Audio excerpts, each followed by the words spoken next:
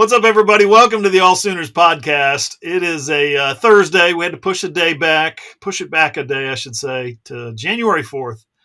But it's episode 231. We're here for you. We'll tell you why we had to push it back here in a second. That's Ryan Chapman. He's in Moore. I'm John Hoover. I'm in Tulsa. Our man Randall, Camp Randall, is back in San Antonio. What? Yeah, he's going to jump on later to tell us about his many travels. He's been all over the country covering recruiting, covering guys that have signed with OU that are playing in All-American games. So you're not going to want to miss any of that. The bowl game is over. The season is over. The college football playoff is down to 2 teams. Ryan, first of all, how good were those semifinals the other day? I feel like we deserve those semifinals after some years of bad ones. Yeah, it's 2 years in a row that we've gotten excellent semifinals. I mean, you think back a year ago, Michigan TCU was really good. And then how can you beat?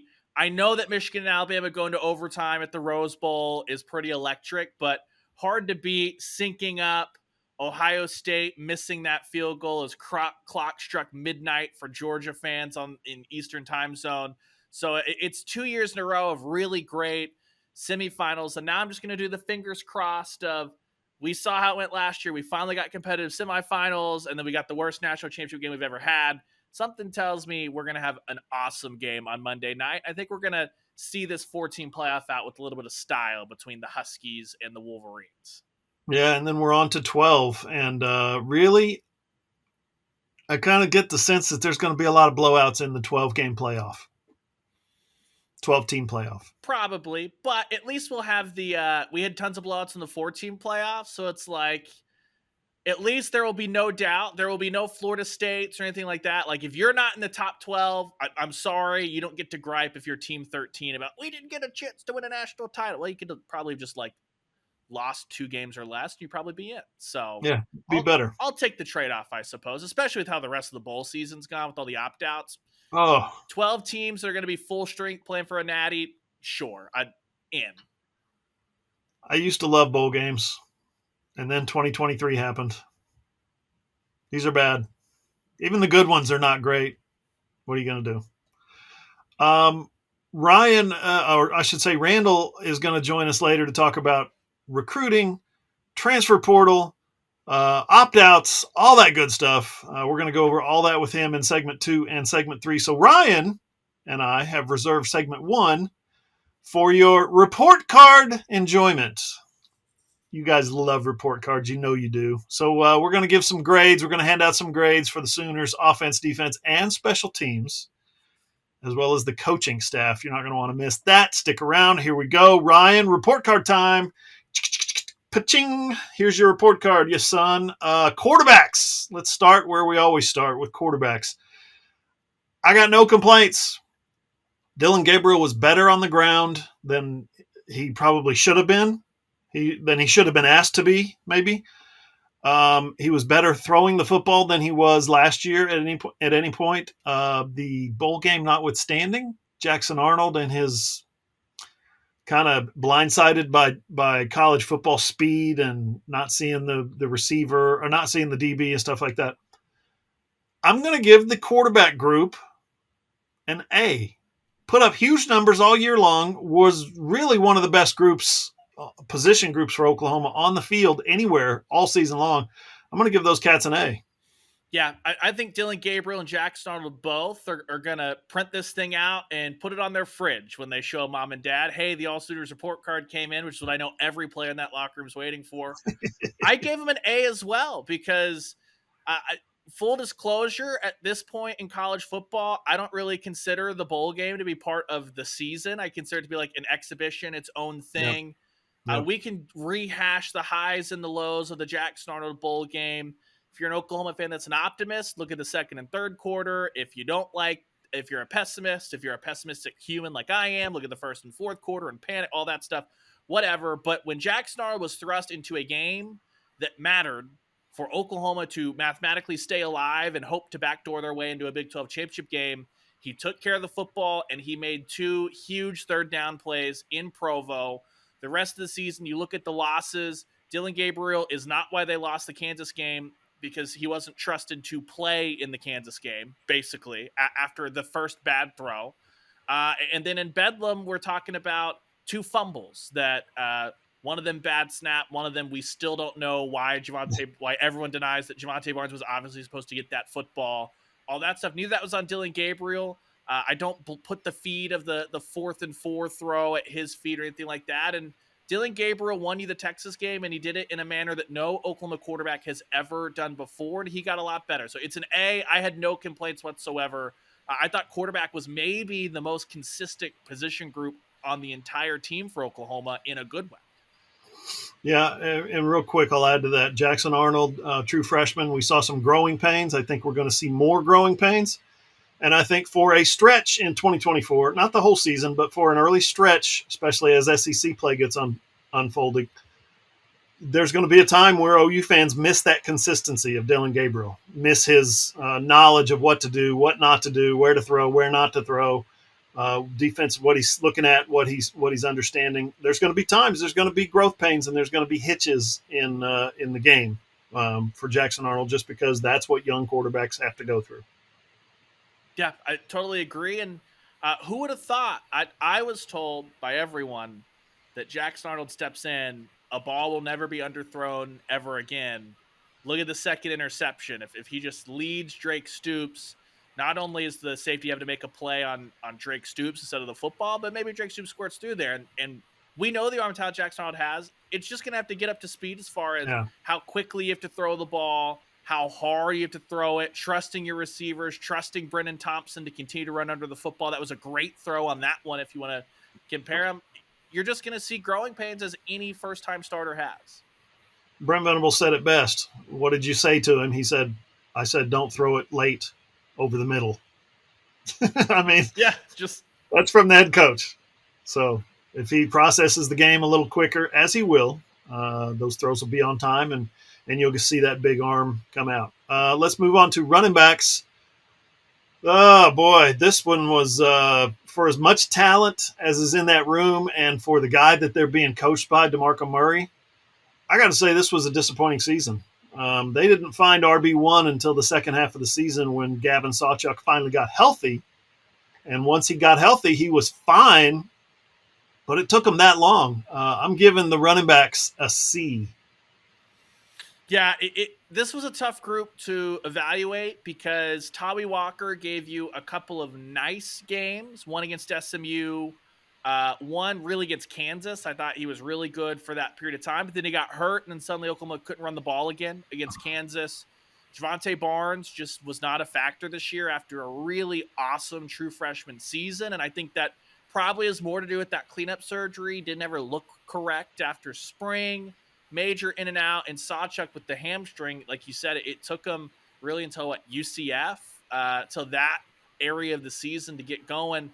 Once you had it there, then Gavin Sawchuk was awesome, gave a huge lift to this offense. But you look in the bowl game, and the second he kind of popped that hamstring, OU's running game evaporated once again. And then it was all on the true freshman Jackson Arnold to dig the Sooners back out of the late hole. And so I think that I went C+ because the highs were really high for Gavin Sawchuk, but this was a group with everyone that was in that room. It should not have taken that long to find one guy, much less the fact that if Tawee Walker was hurt, then Gavin Sawchuk wasn't as effective in Lawrence. When Gavin Sawchuk was kind of out of commission for a quarter in the Alamo Bowl, Tawee Walker, you saw the limitations as far as his top speed, all that stuff. So a lot of promise. I still don't think they played up to that promise. So I gave him a C+, though, because Sawchuk did give him some big moments late. The saving grace might be that Taylor Tatum and Xavier Robinson are going to elevate the game in that running back room. So we'll see how that goes. DeMarco Murray also, I mentioned this on a podcast last night I was guesting on. DeMarco Murray might have to change his coaching style just a little bit. If he's got one guy, at the end of two-a-days that flies home to mom and dad, right? One, he's homesick. Two, he's been yelled at. Three, he's not being trusted with the game plan, whatever it is.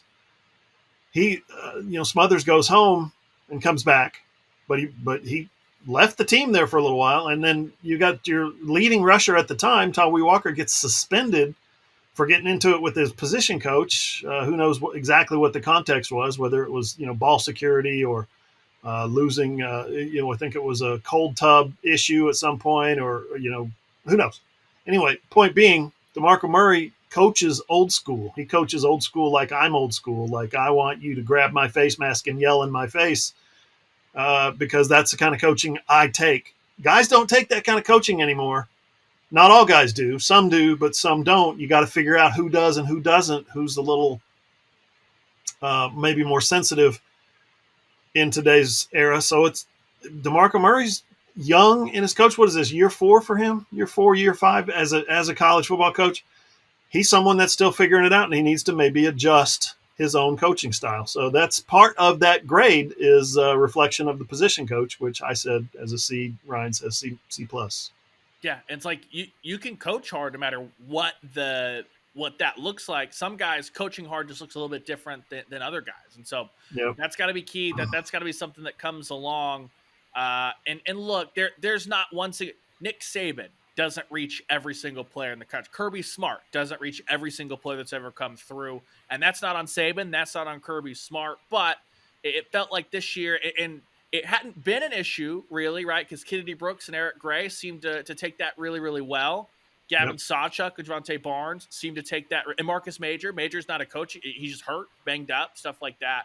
But maybe being able to show a little bit of diversity in your coaching style and an understanding that every guy's a bit different. Yeah, I completely agree. Wide receiver, as we move on, strength of the offense, that and Dillon Gabriel's consistency were the strength of this offense. And luckily for Oklahoma, they went hand in hand to the point where they won 10 games. You had a receiver, Drake Stoops, kind of almost, I'm not going to say come out of nowhere, but to go from career high of 37 catches to something like 86 his senior year. 86 catches. He was almost at 1,000 yards. Unbelievable season. You had another receiver who was almost at 900 yards. You had another receiver who was almost at 800 yards. Extremely productive out of those top 3 guys. And they had some really good moments out of the depth, out of the backups. So I'm giving these guys an A+. Yeah, the quarterback was the most consistent group, but we also had big expectations for Dillon Gabriel. Wide receiver was a big old question mark, right? We were wondering, is Jalil Farouk that guy as the number 1 guy? What can you get out of a little bit of Andrel Anthony? Well, Oklahoma had Andrel Anthony come out of nowhere. Someone that, Texas reporters were asking, who is this person? Oklahoma's offense can't be that good if he's leading them in receiving through the non-conference. And then Texas found out what Andrel Anthony's all about early on in that one. And then I thought Oklahoma did the hardest thing that an offense has to do, which is lose a guy who had established himself as the go-to and then find another one. And I thought the Sooners did that with Drake Stoops. You get the Nick Anderson, you get the Jaden Gibson. Brennan Thompson gives you big plays in moments against Iowa State in the bowl game. And the fact that Oklahoma had to roll through and find different guys, huge, huge, huge for Emmett Jones, especially because a position group we'll talk about here in a second gave you virtually nothing to help out your passing game. I'm right there with you, Hoove. I think A+ when you kind of add in that curve. I still think Gabriel was more consistent, but the fact of what we didn't know about this wide receiver group, the conversations we had all through the spring, all through the summer, I don't see how this is anything but a big A+ and a huge win for Emmett Jones in year 1 in Norman. The thing I like about this receiver core is you've got the consistency of Stoops, the reliability of Stoops, but then you've got Nick Anderson, who all he did through 12 games was lead the nation, lead all of college football, major college football in yards per catch, 23.8 or something like that. And he had a teammate who averaged more per catch. Jaden Gibson averaged 26 per catch, I think. And then he had a teammate, Brennan Thompson, who averaged more per catch. So we're knocking on Dillon Gabriel the past 2 years for his lack of a deep throw and inaccuracy and overthrow and underthrow, whatever it is. Those guys are catching the deep ball. They are exposing defenses. It was, I got to say, it was fun to watch. I like a good college football throw game. Sooners were fun to watch this year when they threw the football. Yeah, and it gives you, and you saw too, Jack Snarl was able to take advantage of that as he have to kind of settled in there. And so you look at what's coming back next year, Andrel Anthony, again, coming back healthy, another year of development for Nick Anderson and Jaden Gibson. Jalil Farouk's got a lot of work to do this offseason on not the jugs machine, but just running through the gauntlet to not fumble the football, but then you add on Deion Burks, all that stuff. The Sooners, especially with all the questions at offensive line, should be able to spread it out and have some fun next year. And I'm looking forward to it, especially with Emmett Jones is coming in as far as the freshman class he signed. I think Brennan Thompson averaged something like 33 yards per catch. That's what you get when you run a 10-100. Anyway, we move on. You mentioned the position that didn't get. Let me see if I got that number right. Oh, sorry. So after the bowl game, it was up to 40 yards per catch. Dude averaged 40.1 yards per catch. That's stupid. That'll do. Yeah. Is that right? No, that's 40 yards per game. 40 yards per game. I'm looking at the wrong average. So I was right the first time. 34 yards per catch. Sorry. I got a little ahead of myself. Both will. I think they'd take either. Yeah, no, that's pretty good. That's pretty good. Tight ends didn't do much. My prediction was that the wide receiver core was going to be looking and searching for a wide out one all year long, and that nobody was going to emerge. And instead, you had 3, 4, 5 guys emerge at times. And my prediction was that Austin Stogner was going to catch 40 passes. Austin Stogner finished with 17, so almost half. But yeah, a couple of those catches in the Texas game, we decided in the press box that they were going to count double because of the importance. So we're going to give him 20 by the All-Sooners count. 20, so half. He almost got to half. That was, I'm sure that was a big disappointment for Joe John Finley and that position group. The fact that Blake Smith, I think, finished with 2 catches. The movement, the basketball players that they added, the transfers, the walk-ons didn't contribute anything in the pass game. Contributed a little tiny bit in the run game, but mostly you saw, especially against Oklahoma State, you saw Stogner stumbling as his man's rushing past him for a 4-yard loss or a 6-yard loss or something like that. That was his block. Major disappointment. I want to be nice and say C-, but I got to be honest and say D. Yeah, it's really tough to imagine that you got this production from this tight end room when a year ago Braden Willis played himself into getting drafted, and even Daniel Parker, when he wasn't catching the football, was an impact player as far as blocking goes. He wasn't a guy that was failing that way. I mean, John, there were 3 games this season in which Austin Stogner caught more than 1 pass. That is just not something you can have. And 2 of them, one of them was West Virginia, one of them was TCU. Those were blowouts, and Texas being that other one. We were asking over and over again, at least I was, why are you not just going 5 wide or putting another running back on the field? Because the tight end at times this season, I know this is harsh, it was a body that the opposing defense was like, heck yeah, we're happy that Oklahoma has a tight end on the field right now, because it wasn't doing anything at all. I can't think of a single game which Austin Stogner was a huge positive, and that's not all on Austin Stogner, because none of the other guys behind him did any. Blake Smith was about the same production as he had at Texas A&M. Faneuil got in the game a little bit. Helms couldn't get healthy, which is not anyone's fault, but just it is what it is. Llewellyn was tweeting halfway through the season, and that's why he's in the port. I gave this group an F because it was a total non-factor and most of the time a net negative for Oklahoma's offense. Yeah, just can't happen. I can't disagree. It was a big disappointment at that position. The other blockers up front, shall we say, the offensive line, 5 positions.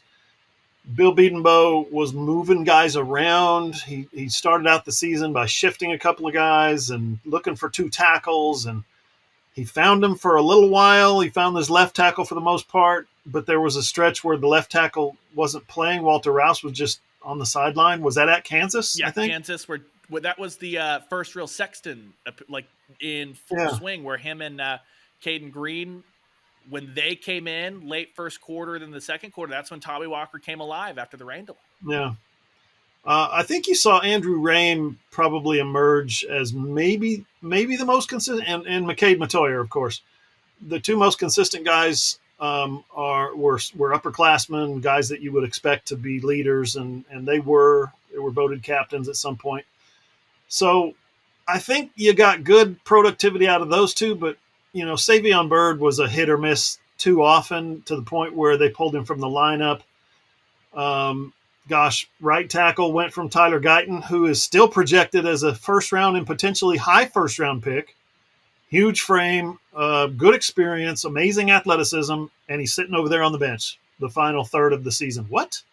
The final quarter of the season, while Jacob Sexton, Big Sexy, comes in and holds that thing down. The offensive line was a mess this year, and I'm going to grade him as a C minus. Yeah, it's hard to disagree, but it's so weird because as much of a mess as they still were really good in pass protection this year. Like, even through all of that, rotating through things like that, Dylan Gabriel had plenty of time behind them. They were really good in the Texas game, giving Dylan Gabriel time and space.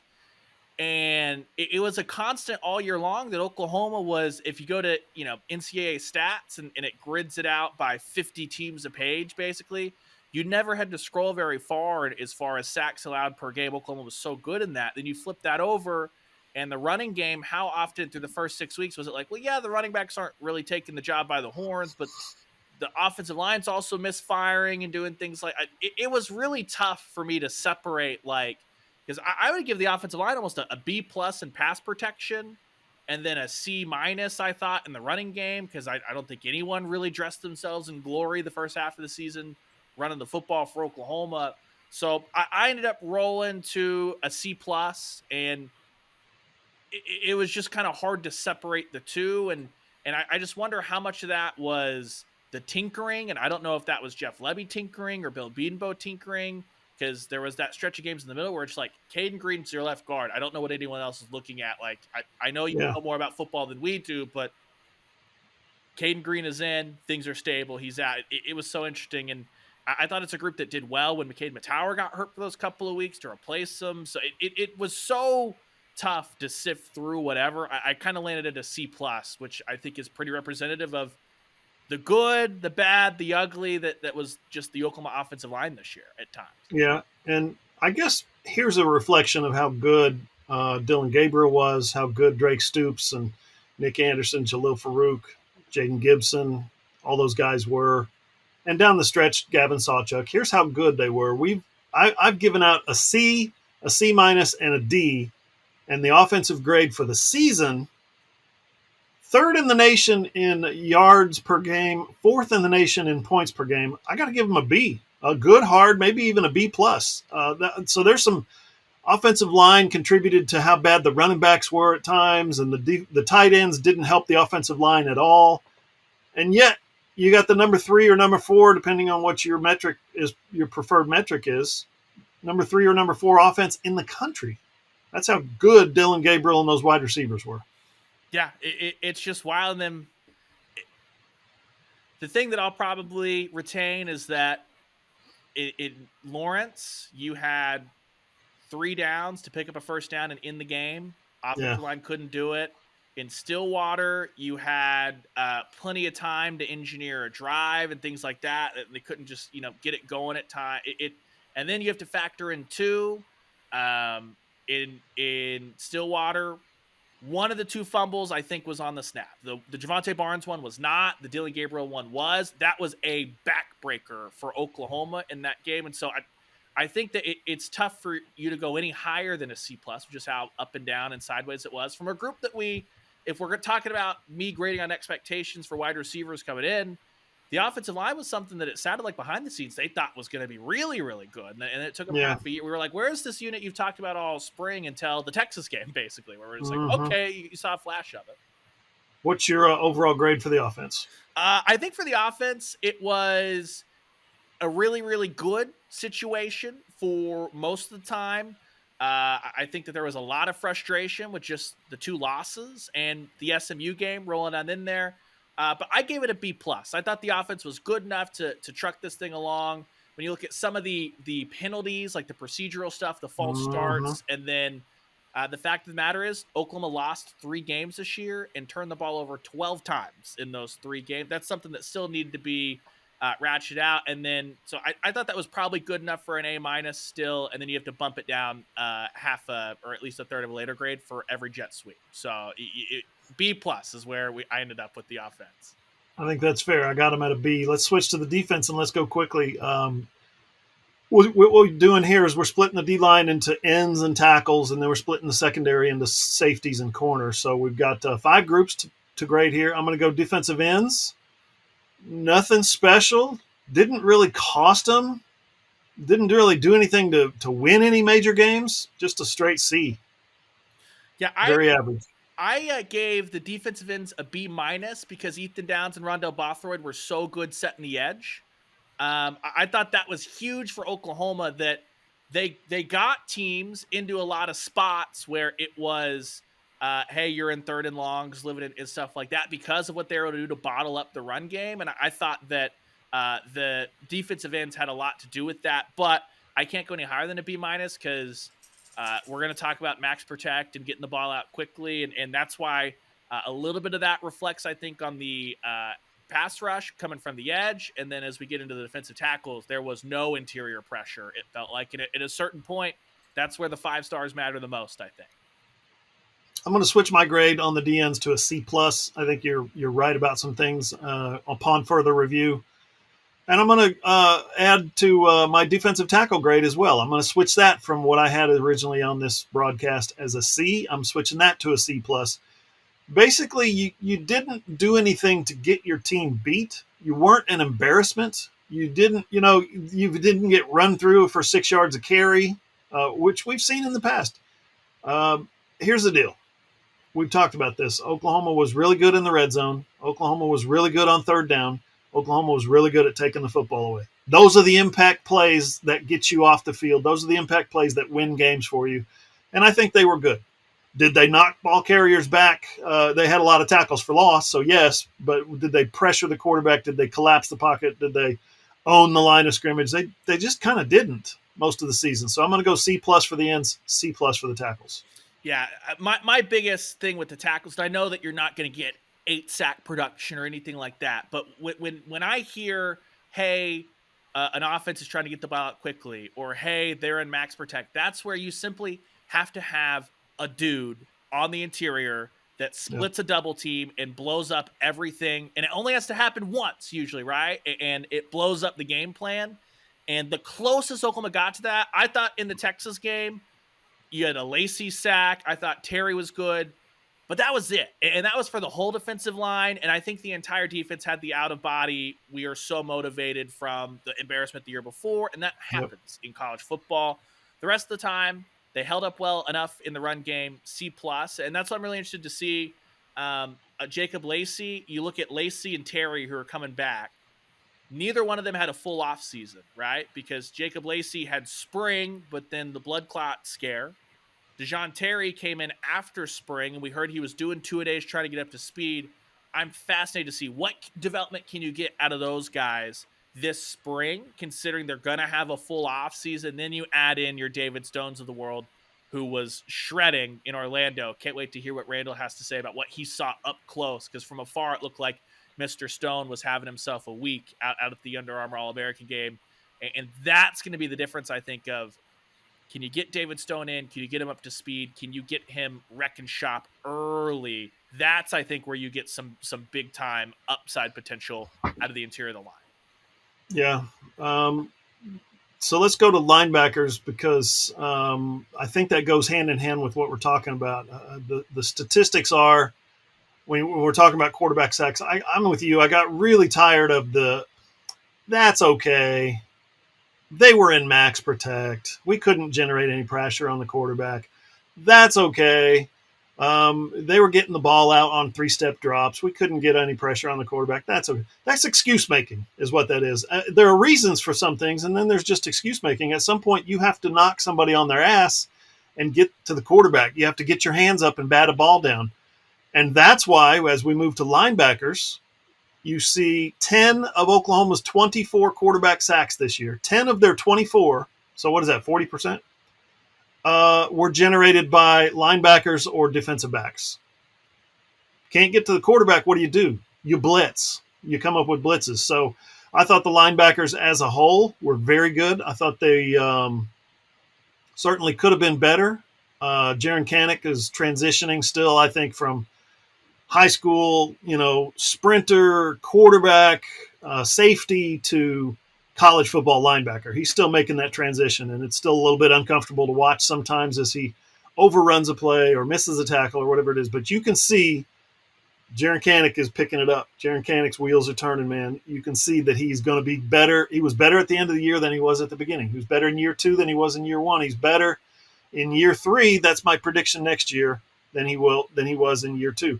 Meanwhile, you got the Mac Daddy, Danny Stutzman, leading the team over 100 tackles again. 11 tackles for loss, I think, something like that. 16 tackles for loss.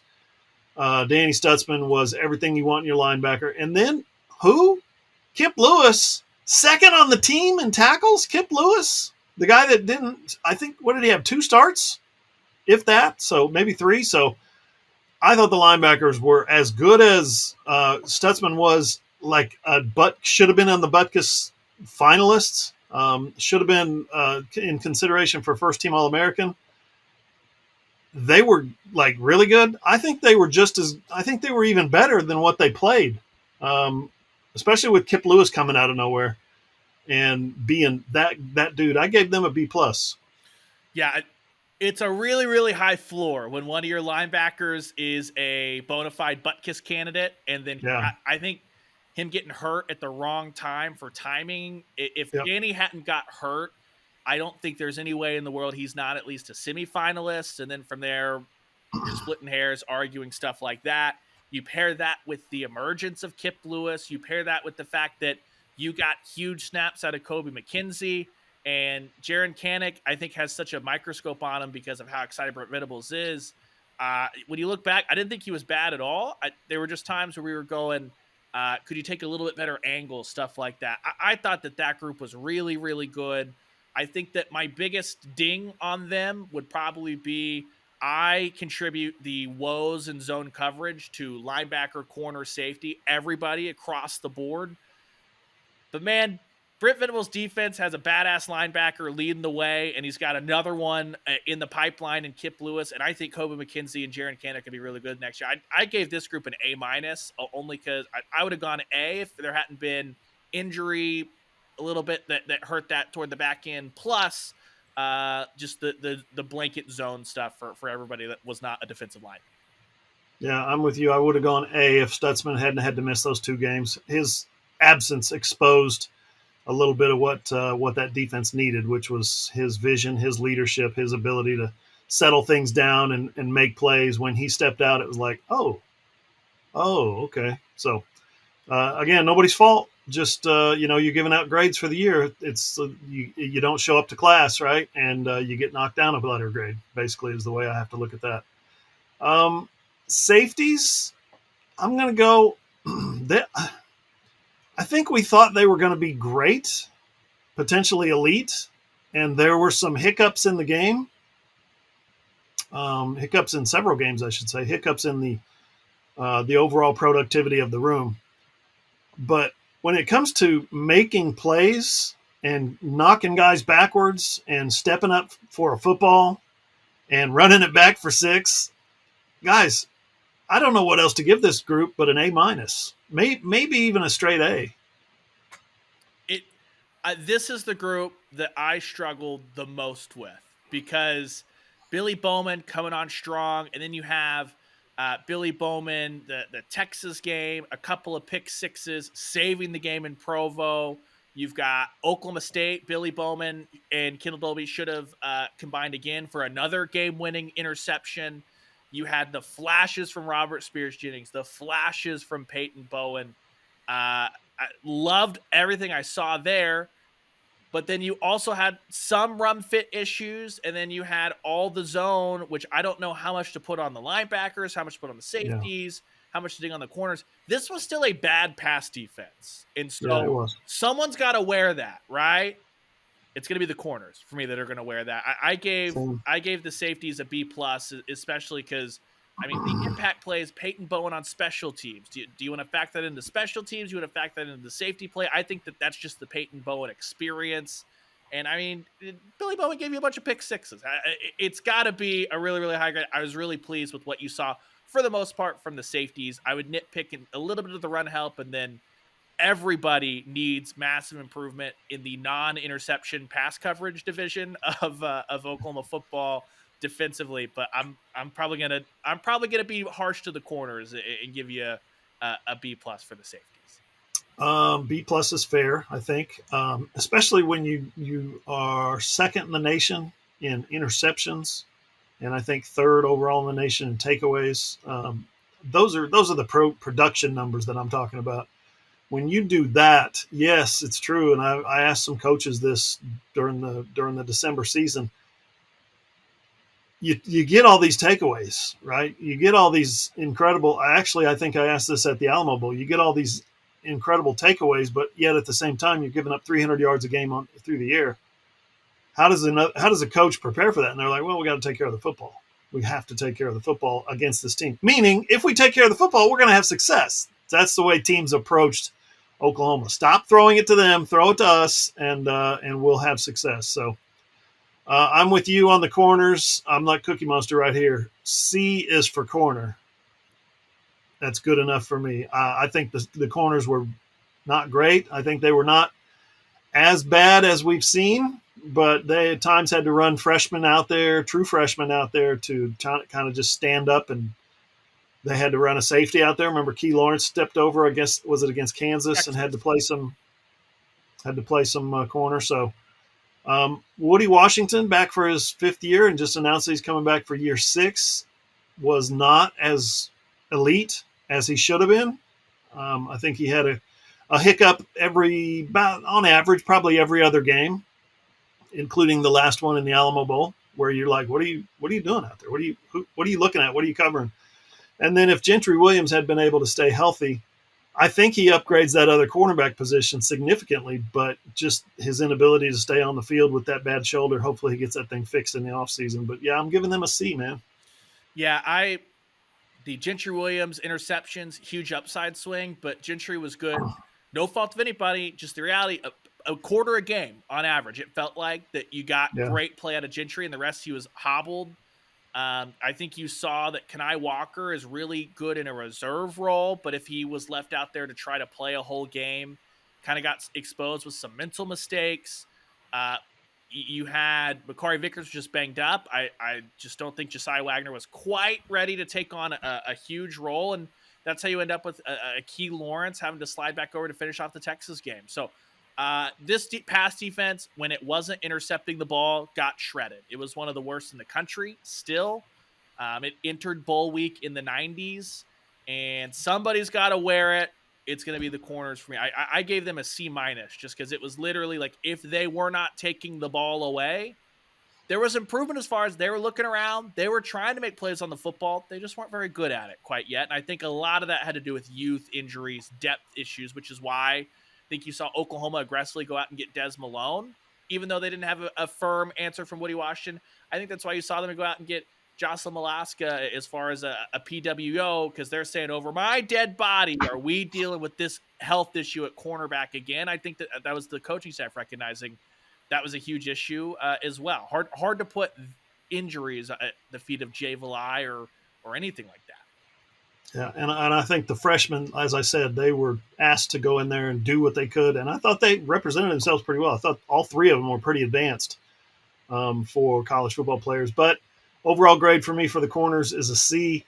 Ryan, pass defense, 109 in the nation, 251 yards per game allowed through the air. The defense overall, I give them a C because 78th in the nation in total defense. Again, lots of big plays both ways. Lots of big plays for the defense with takeaways and tackles for loss and stops, third down stops, but lots of big plays for the offenses as well. Yeah, I think I go C+ overall because the defense, for their struggles, gave the offense a chance to win every single game this year. And I think that for Oklahoma fans, that is something new, right? That the defense wasn't just an absolute backbreaker. But at the same time, 80-plus yard drive at the end of the Kansas game, 95-plus yard drive at the end of Bedlam allowed. a 95-yard drive against Arizona when you really needed a big stop. Like, it's clear that that's a group that's moving absolutely in the right direction. And what Brent Venables talked about with those goal line stands, that's the stuff you want to build on. There just needs to be some more building that happens. And I think that building is going to happen this offseason. I think this group is primed to take a big jump. And Oklahoma's going to need it with a first-time starter for the whole year at quarterback. Yeah, I agree with all that. Special teams. Let's get on special teams. We're going to break this down into kicker, punter, returns, and coverage. We'll keep it simple. Not doing snaps or holds or all the little nuances that go into it, although we could. I'd rather not. Let's start with kicker, the big one. How big is it? Well, they just got a commitment from a new kicker today. They're bringing in a freshman, a 5-star kicker, I guess. One of the best kickers in the country, and Liam Evans. They're bringing in a freshman. Well, they're also bringing in a transfer from Florida State via East Tennessee State, where he was a 4-year starter. Zach Schmidt needs to be better in 2024, or he's not going to kick. Ryan, I gave the kicking job a C. That includes place kicks, of course, but that also includes kickoffs. I think 94 kickoffs and only what was the number? 30, less than half, far less than half, 41 touchbacks. So in this age of not giving up returns, not allowing any big plays, you've got to be good. You've got to get the ball down the field, get it into the end zone, get it in a position where they don't want to return it. They can fair catch it at the 5 or whatever. Oklahoma wasn't doing that consistently enough. But, of course, it all comes down to me. 15 of 21 on field goals. You missed 6 last year. You missed 6 this year. Your coach now has hesitation when they're in that little gray area. Do I go for it on 4th and 6 because I don't trust the field goal kicker? Or do I run my kicker out there? Do I maybe punt it because I don't trust the field goal kicker? That's where the Oklahoma place kicking game is, and that's why I gave Zach Schmidt and the place kicking unit a C. Something else you didn't mention, he was great at PATs, too. So PATs weren't an issue. Still hasn't missed. Kickoffs weren't an issue. Here's the thing. There's no pressure on you as far as a pressure moment on a kickoff. Do the same thing every single time. There's no variance. There's no distance variance, all that stuff. A PAT, you shouldn't have to, we shouldn't have to bring up, hey, the PATs were good. Oklahoma could not rely on Zach Schmidt to roll out there and make a meaningful field goal. Same deal as last year, right? That a lot of the ones he did bang through were no pressure situations. How much did Oklahoma would they have liked to have a field goal back in Lawrence? How much would they have liked to have one back in Stillwater? A lot. And there's a reason that Oklahoma is going to carry a boatload of kickers next year is because Zach Schmidt cannot kick. It not like Zach Schmidt himself can't kick. If you're Oklahoma, Zach Schmidt cannot be your field goal kicker in 2024 if you expect to have anything good coming out of your kicking unit. And so it's a D for me because Oklahoma had to change fundamentally how they did calculations on offense because of the failings in the kicking game. So you gave them a what grade? A D for the kicking game. D is for kicker. All right. The punting game I thought was pretty strong. I thought it was okay, and then they used Luke Elzinga, the transfer, and he improved it. He's long, he's tall, he's got a big, wide kicking arc, I guess. And when he gets a hold of that thing, as you saw throughout the year, 6 50-yarders, he had averaged 45 per kick. He pinned some down inside I would say the 20, but that's not even fair. 13 of his 27 kicks were inside the 20. About 6 of those were inside the 5. The dude's got a gift. Even though probably the best kick of the year was Dylan Gabriel's pooch punt. That might have been replaced in the bowl game, but anyway, I digress. I thought once they switched to Luke Elzinga, Oklahoma's punting game got better, and I'll give it a B-. Yeah, it's tough because I think I would have given the punting game an A if they had just started with Elzinga and roll with him all the way through. I thought he was that good. I thought Elzinga, he didn't have the raw boot it as far as Michael Turk could, but he had a lot better feel for, hey, if I drop it on the 20, it gives my return team 20 yards to down it, as opposed to trying to just pop it right down on the 5. And then the way that Turk could just absolutely smoke the football, it would roll in or bounce in, stuff like that. So I thought Elzinga was awesome, but the issue was they didn't use just Elzinga the whole way. They did get a punt blocked in a big way in the Texas game. So all that stuff brought it back to a B for me, but it was a B not because of Elzinga's duties. And I almost want to give him an A anyway because of his dance moves in the locker room at the Cotton Bowl. It's pretty strong. Getting that punt blocked, I was going to take the minus off my B minus and give him a B, but then you reminded me of the Texas punt block and the lack of awareness in that situation. So protection team, not just kicking the ball, but protection, scheme-wise, everything else, I'm going to go back to B minus. The return game was nothing special. Jalil Farouk on kickoffs was nothing special. He didn't do anything to get you beat except for the one time that he did, which was a fumble on a kickoff. So trying to think of what my grade is on that. My grade for returns is on, and we're talking punt returns and kick returns here. So of course we're going back to the season opener. I think an 82-yard punt return by Gavin Freeman, his play of the year easily.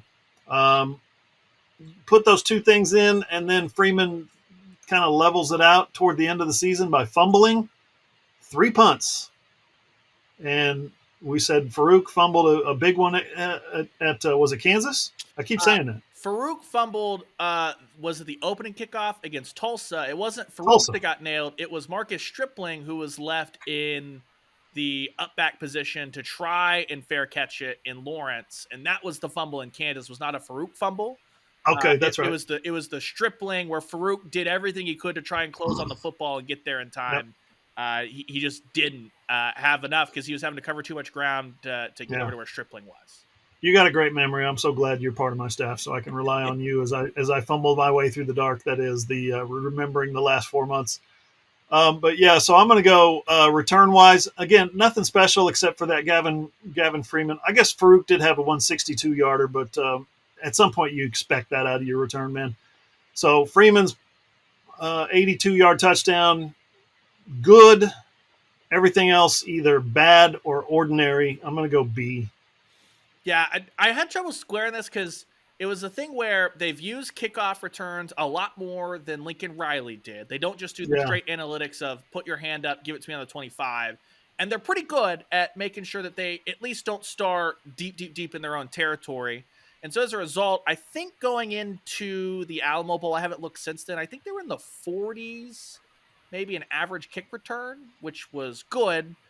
Not like breaking off anything or stuff like that, but they were able to try and gain some marginal, but they were able to gain some hidden field position. I didn't think I thought the punt return, like I was just nervous every time OU had to return a punt in a close game because of some of the yips that I think that Freeman ended up having.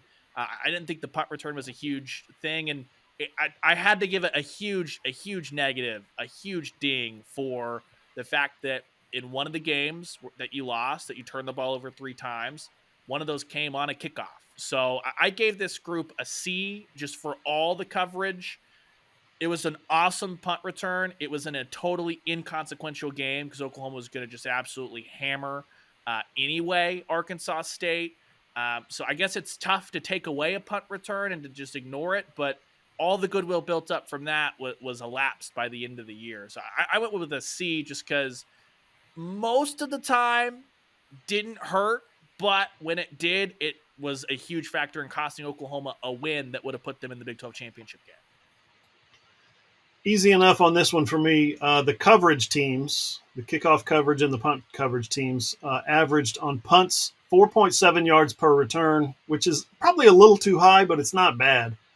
If you're really good at that, you want it to be under 3. But again, 4.7 I think was the number, not bad at all. And then on kickoff returns, 18 yards per return. They didn't give up any massive ones, any game breakers or anything like that. So I give those guys on the coverage units an A. Congratulations. My overall special teams grade, though, is a C+. Yeah, I went A for the coverage. Very similar. I just think back to a year ago, like it felt like there were times, hey, Oklahoma's looking like they're going to blow out Texas Tech, and they give up a huge kickoff return that helped spur the Texas Tech comeback to where they had raced that by halftime. That was 2022. We didn't have any of those moments really in 2023 for me. I thought they were really good in coverage. I thought special teams wise, something that we haven't covered, you have in the kick return game, a lateral that was not a lateral that cost you 30 yards of field position in the Cotton Bowl. You had a fake punt that was perfectly drawn up, except for the fact that I know it was probably a soft flag on Nick Anderson, but he didn't need to touch anybody in Provo, and that would have been a fake punt that would have landed. Penalties were an issue all year long on special teams, to go at the fact that you couldn't trust the kicker, to go at the fact it took you half a year to find your punter. So C- for me. As much goodwill as Jay Nunez had built up with dialing up perfect fake field goals in 2022, I think they took a clear step backward in some of the fundamentals as far as penalties, things like that this year. Yeah, and some of that stuff worked. It just there were glitches, there were hitches and hiccups, and it's like, well, how many times did you practice it? Maybe you should have practiced it 3 more or something. I don't know. Speaking of which, we've podcasted now for 50 minutes, 50, and we could probably spend at least 50 more about this next category. That's coaching. I'm gonna say this. I'm just gonna throw it out there. For the coaching staff as a whole at Oklahoma in 2023, I gave them a B because of the 6 wins last year, improved to 10 wins this year. You cannot cut it any other way. That's a massive improvement, and it's about where it needed to be in year 2. If not, there was going to be some red flags. But Ryan's mentioned a couple of them. For instance, why do you have a defensive end who's never handled the football in his life on kickoff return down there where they can pooch it to him? Put him on the front line, right? If you're going to have a DN on kickoff return, don't have him down there where they can. They did it to earlier in the year. A team did it earlier in the year to Ethan Downs, and he fair caught it and was successful at it because he's played tight end his whole high school career, and he was really good at it. Stripling, that didn't happen. It was he botched the kickoff return, and Kansas goes down and scores. There were little things like that, like we talked about the running backs. Who's your RB1? Pick one and go with him, and don't go get a guy 100 yards one game, and then he doesn't play at all the next game. What? Or vice versa, right? He doesn't play at all and then comes in the next game and goes for 100 yards. What? That's just really bizarre. I thought Bill Bedenbaugh had one of his arguably most challenging seasons at offensive line, moving guys around. Who knows what some of the reasons were, but there were none given for the Tyler Guyton situation and a couple others. So just in terms of this could have been better. They could have won those 2 games. You got sideline penalties in back-to-back losses. And your head coach had gotten one earlier in the season, a sideline penalty, a 15-yarder.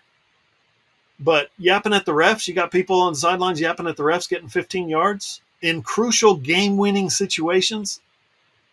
I'm gonna go. I said B, but I'm gonna lower it to B-. I talked myself into a lower grade. Yeah, this one was tough because it's like, on one hand, when you look at what happened at Oklahoma in 2022. Huge improvement, and you won your biggest game of the year, I thought, on a great offensive game plan and a great defensive game plan. I don't know how you really are going to kill Jeff Lebby for one of those turnovers, which was a bad snap, right, in that situation, deep in the Texas end. Like, they didn't coach that at all.